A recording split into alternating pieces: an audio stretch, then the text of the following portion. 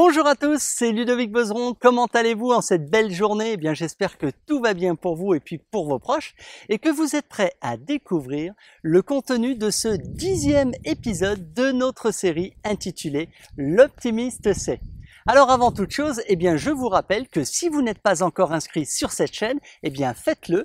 Ça vous permettra de recevoir les notifications des nouvelles vidéos à venir et aussi de ne rien manquer de ce programme. Dernière chose, si vous aimez, eh bien, je vous invite à liker et puis si vous n'aimez pas, à disliker. Aujourd'hui, comme vous l'indique le titre de cet épisode, nous allons parler de Daniel. Qui est-il? Que nous apprend-il? Quel rôle joue-t-il dans les prophéties bibliques? Quel impact a-t-il sur l'interprétation du rêve du roi de Babylone? Pour tout savoir, venez avec moi.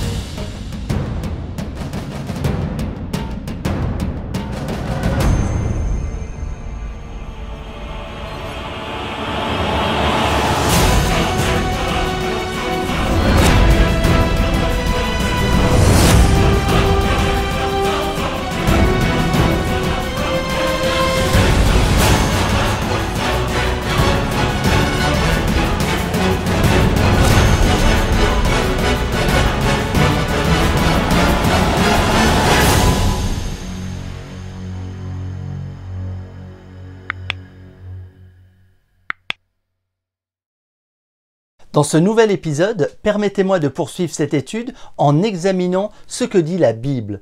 Comme je vous l'ai déjà dit, nous savons par l'histoire qu'il y a eu par le passé une succession d'empires mondiaux dont on peut trouver une explication très claire dans la Bible.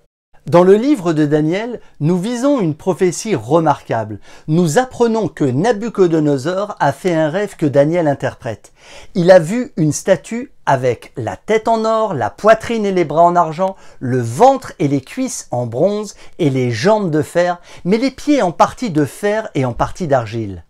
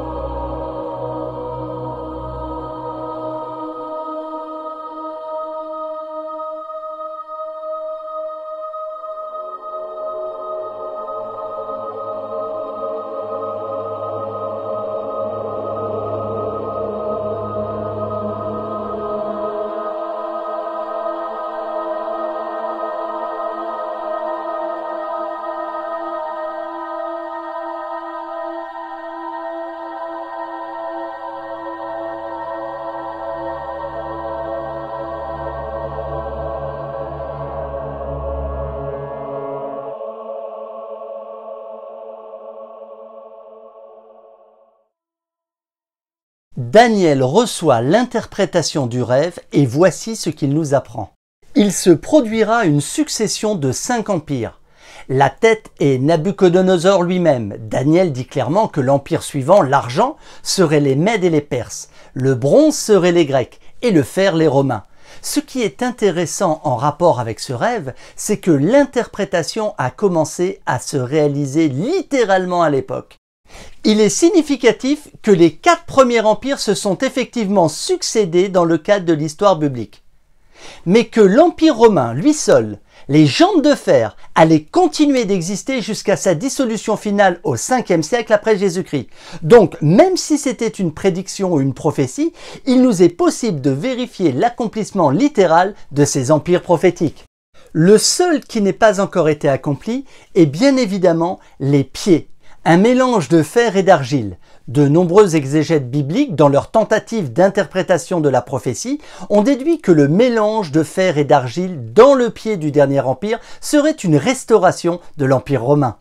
Mais comme l'argile ne se mélange pas avec le fer, ce serait une puissance faible et désunie qui serait finalement brisée par le roc. La vision de Nabuchodonosor, interprétée par Daniel, parle des pieds qui sont brisés et mis en pièces par une pierre, un roc. Et je crois que ce roc représente le Messie à sa deuxième venue. Voyez-vous, je pense que vous allez pouvoir vous rendre compte de cela à travers un court extrait dans la lecture du Nouveau Testament chapitre 17 de l'Apocalypse où vous trouverez une référence très claire à un être mystique appelé Mystère Babylone. Écoutez donc ceci. Puis, un des 7 anges qui tenaient les 7 coupes vint en m'adressant la parole et me dit « Viens, je te montrerai le jugement de la grande prostituée qui est assise sur les grandes eaux. C'est avec elle que les rois de la terre se sont livrés à l'impudicité, et c'est du vin de son impudicité que les habitants de la terre se sont enivrés. » Il me transporta ensuite en esprit dans un désert.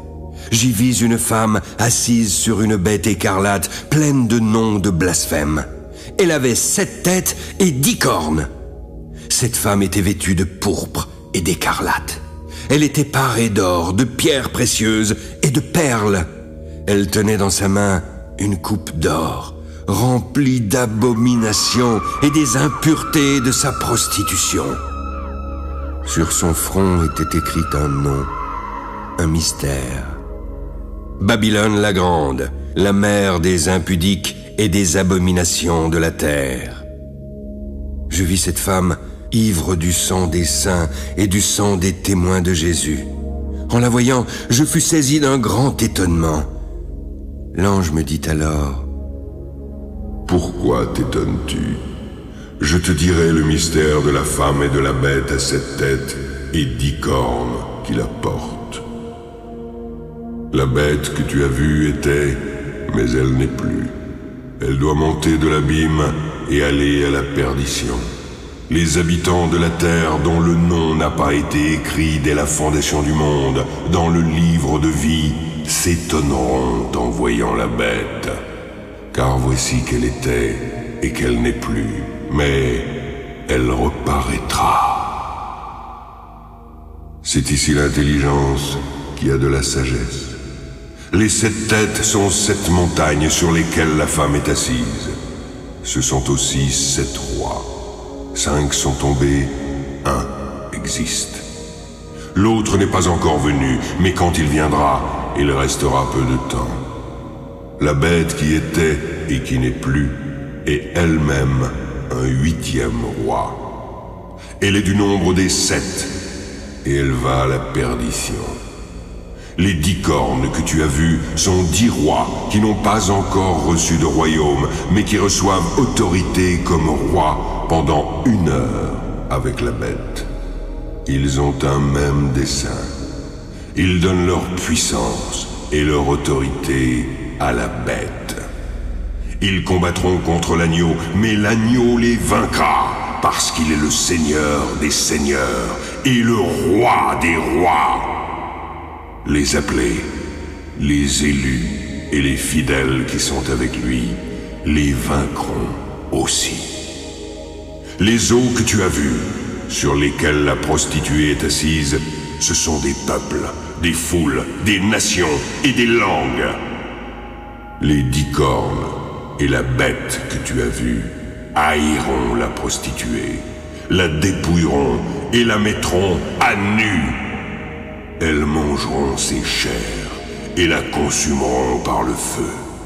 Car Dieu a mis dans leur cœur d'exécuter son dessein et d'exécuter un même dessein, celui de donner leur royauté à la bête jusqu'à ce que les paroles de Dieu soient accomplies. Quant à la femme que tu as vue, c'est la grande ville qui a la royauté sur les rois de la terre. La vision de Nabuchodonosor, interprétée par Daniel, parle du 5e empire, celui des pieds qui sont brisés et mis en pièces par le roc, le Messie à sa deuxième venue. Je vous propose d'étudier ce rêve dans un contexte légèrement différent, plus contemporain, et voyons ce que cela pourrait signifier à notre époque. Et c'est précisément ce que je vous propose de faire dans le prochain épisode de notre série L'Optimiste sait.